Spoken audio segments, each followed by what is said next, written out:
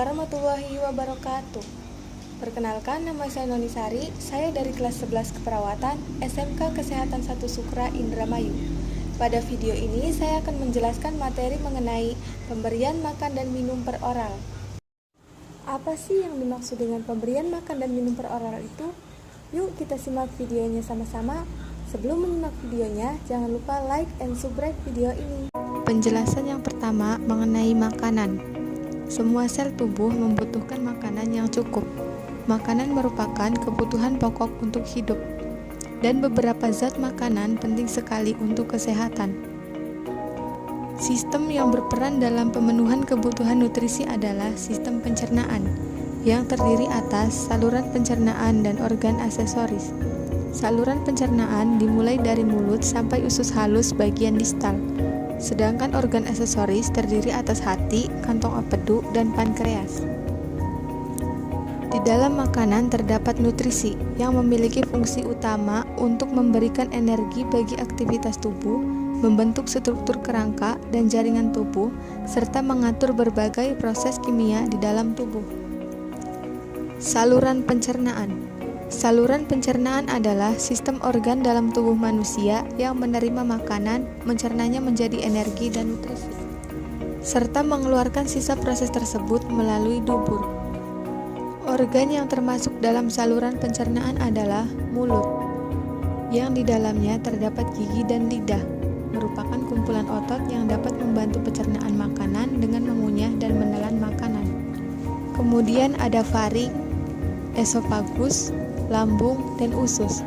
Usus terbagi menjadi dua, yaitu usus halus dan usus besar. Yang termasuk ke dalam organ aksesoris adalah gigi, yang berperan dalam proses mastikasi atau pengunyahan. Bagian-bagian gigi yaitu mahkota gigi, tulang gigi, dan rongga gigi. Lidah berfungsi membolak-balikan makanan dan menelan makanan. Pada lidah terdapat sel saraf perasa atau disebut dengan papila. Papila tersebut terbagi menjadi tiga, yaitu papila fungiformis, papila filiformis, dan papila circumvallata. Kelenjar ludah atau kelenjar saliva. Kelenjar ludah menghasilkan saliva yang berfungsi melarutkan makanan secara kimiawi, menguraikan zat tepung menjadi polisakarida dan maltose, zat antibakteri dan antibodi. Kelenjar ludah terdiri atas tiga pasang, yaitu kelenjar sublingual, kelenjar submandibular, dan kelenjar parotid. Hepar atau hati berfungsi untuk memproduksi cairan empedu, memetabolisme protein, lemak, dan karbohidrat, penyimpanan mineral dan vitamin larut lemak, penyimpanan darah, dan memproduksi panas. Kandung empedu dan saluran empedu. Fungsi penting kandung empedu adalah membantu pencernaan dan menyerapkan lemak, berperan dalam pembuangan limbah tertentu dari tubuh, terutama hemoglobin yang berasal dari penghancuran sel darah merah dan kelebihan kolesterol. Pankreas. Pankreas bersifat endokrin dan eksokrin karena menghasilkan hormon insulin dan glukagon, dan juga menghasilkan enzim pencernaan. Tiga hormon yang dihasilkan oleh pankreas adalah insulin, glukagon, dan somatostatin. Zat gizi. Zat gizi adalah zat yang terkandung dalam suatu makanan dan diperlukan tubuh untuk melakukan fungsinya, seperti menghasilkan energi, membangun dan memelihara jaringan, serta mengatur proses-proses kehidupan. Zat gizi dikelompokkan berdasarkan beberapa hal, yaitu sebagai berikut. Berdasarkan fungsi. Berdasarkan fungsinya, zat gizi dibagi menjadi zat gizi sebagai sumber energi, zat gizi untuk pertumbuhan dan mempertahankan jaringan tubuh, dan zat gizi sebagai pengatur atau regulasi proses di dalam tubuh. Berdasarkan jumlah. Berdasarkan jumlahnya, zat gizi terbagi menjadi dua, yaitu zat gizi makro dan zat gizi mikro. Berdasarkan sumbernya. Berdasarkan sumbernya, zat gizi yaitu zat gizi dalam makanan. Zat gizi di dalam makanan dikelompokkan menjadi 6 jenis, yaitu karbohidrat, lemak, protein, vitamin, mineral, dan air. Kesetimbangan energi. Energi adalah kekuatan untuk bekerja. Manusia membutuhkan energi untuk terus-menerus berhubungan dengan lingkungannya. Rumus kesetimbangan energi yaitu Kesetimbangan energi sama dengan pemasukan energi dikurangi pengeluaran energi. Pemasukan energi merupakan energi yang dihasilkan selama oksidasi makanan, sedangkan pengeluaran energi adalah energi yang digunakan oleh tubuh untuk mensupport jaringan dan fungsi-fungsi organ tubuh. Metabolisme basal. Metabolisme basal adalah sebuah istilah untuk menunjukkan jumlah keseluruhan aktivitas metabolisme dengan tubuh dalam keadaan istirahat fisik maupun mental. Macam-macam diet, yaitu diet rendah kalori, rendah karbohidrat, diet rendah kalori, tinggi protein, diet rendah kalori, rendah lemak, diet rendah kalori, tinggi lemak dan protein, dan food combining. Gangguan atau masalah yang berhubungan dengan nutrisi, yaitu obesitas. Obesitas merupakan peningkatan berat badan yang melebihi 20% batas normal berat badan seseorang. Malnutrisi. Malnutrisi merupakan masalah yang berhubungan dengan kekurangan gizi pada tingkat seluler atau dapat dikatakan sebagai masalah asupan yang tidak sesuai dengan kebutuhan tubuh. Faktor-faktor yang mempengaruhi kebutuhan nutrisi yaitu pengetahuan, prasangka, kebiasaan, kesukaan, dan ekonomi. Tindakan untuk mengatasi masalah nutrisi yaitu menstimulasi nafsu makan dengan pemberian obat yang menstimulasi nafsu makan. Terapi diet dalam manajemen penyakit dengan memeriksa defisiensi nutrisi yang berhubungan dengan penyakit dan mengeliminasi makanan yang memperburuk gejala penyakit. Pemberian nutrisi melalui oral merupakan tindakan yang dilakukan untuk yang tidak mampu memenuhi kebutuhan nutrisi secara sendiri dengan cara membantu memberikan makanan atau nutrisi melalui oral.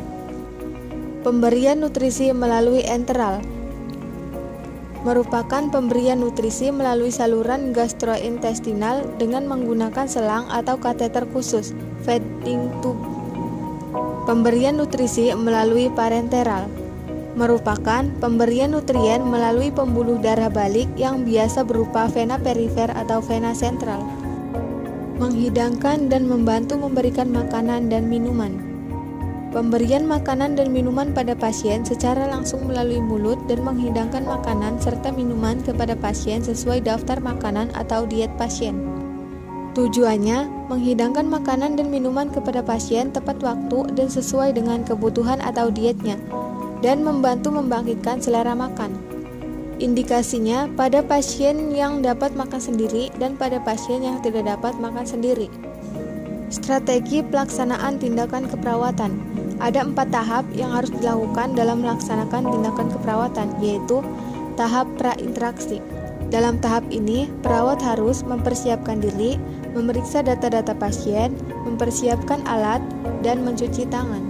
Tahap orientasi yang dilakukan oleh perawat yaitu mengucapkan salam terapeutik, melakukan evaluasi atau validasi mengenai perkenalan diri, memberitahu dan menjelaskan tindakan yang akan dilakukan pada pasien, menjelaskan kontrak waktu, mengkaji keluhan utama pasien.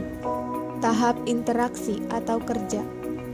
Perawat melaksanakan pendidikan kesehatan, melaksanakan teknik keperawatan, melaksanakan tindakan yang dilakukan pada pasien.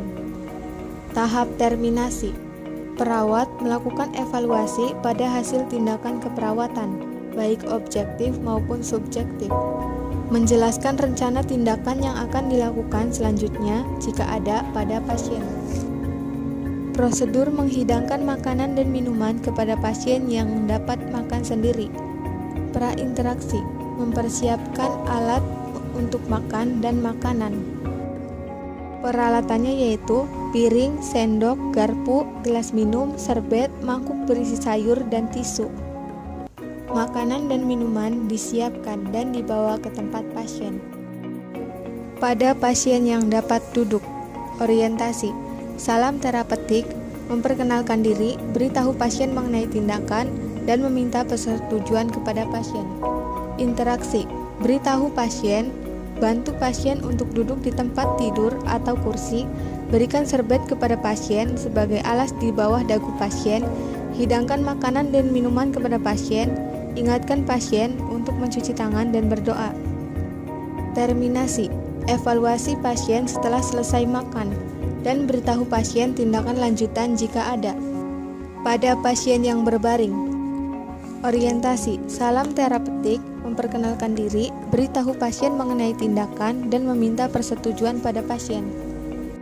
Interaksi, bantu pasien untuk memiringkan tubuhnya, bentangkan serbet di bawah dagu pasien. Saat makanan dihidangkan, bantu pasien memotong lauk pauk dan atau menuangkan sayur. Ingatkan pasien untuk cuci tangan dan berdoa. Terminasi, evaluasi pasien setelah selesai makan dan beritahu pasien tindakan lanjutan jika ada. Prosedur memberikan makanan dan minuman kepada pasien yang tidak dapat makan dan minum sendiri. Orientasi, salam terapeutik, memperkenalkan diri, beritahu pasien mengenai tindakan, meminta persetujuan pada pasien. Interaksi, atur kepala pasien dengan posisi kepala lebih tinggi dari badan, bentangkan serbet di bawah dagu pasien, ingatkan pasien untuk berdoa sebelum makan, tawari pasien minum jika perlu, gunakan sedotan, beritahu pasien jika makanan panas atau dingin, anjurkan untuk mencicipi makanan terlebih dahulu. Suapkan makanan sedikit demi sedikit, jangan tergesa-gesa untuk menghindari tersedak. Setelah selesai makan, beri pasien minum, dilanjutkan dengan pemberian obat jika ada. Bersihkan mulut pasien dengan tisu, bereskan peralatan dan kembalikan ke tempat semula. Terminasi, evaluasi pasien setelah selesai makan dan beritahu pasien tindakan lanjutan jika ada. Sekian penjelasan saya mengenai pemberian makan dan minum per oral. Kurang dan lebihnya saya mohon maaf. Wassalamualaikum warahmatullahi wabarakatuh.